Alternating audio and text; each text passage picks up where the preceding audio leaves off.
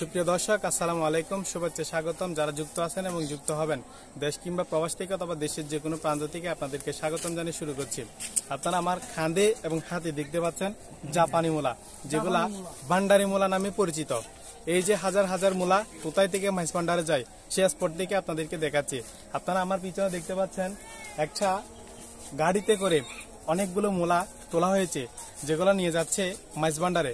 আগামীকাল 24শে জানুয়ারি 10 মাঘ সৈয়দ আহমদুল্লাহ রহমতুল্লাহ এর বার্ষিক উরুস শরীফে যে বাবা ভান্ডারির মূলা নামে পরিচিত, সেই মূলাগুলা যাচ্ছে সোয়াবিল থেকে। এই সোয়াবিল থেকে হাজার হাজার মূলা সেখানে যাচ্ছে, যেগুলা বিক্রি করা হয় লাখ লাখ টাকা।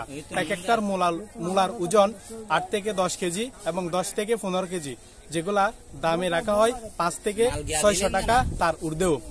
বিভিন্ন দেশ থেকে সেখানে ভক্তরা যারা আসে, তারা এই ভান্ডারি মূলাগুলা নিয়ে যায় এবং এখানে এই জনপদে এই মূলাগুলা শ্বাস করে সন্তুষ্টি প্রকাশ করে এই জনপদের অসংখ্য মানুষবৃন্দ।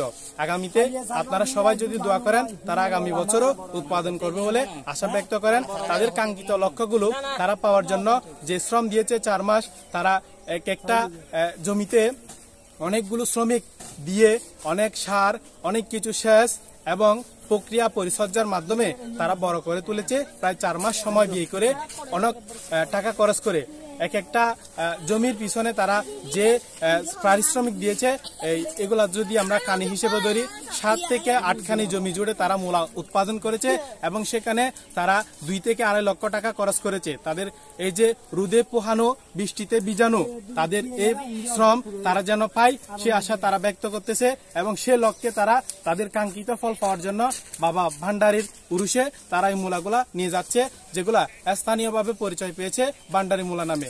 আপনারা যারা দেখছেন, আপনারা অন্যদের দেখার সুবাদে এই লাইভটি শেয়ার করে দিবেন। ধন্যবাদ জানাচ্ছি। দেখা হবে নতুন কোনো ভিডিওতে। আল্লাহ হাফেজ।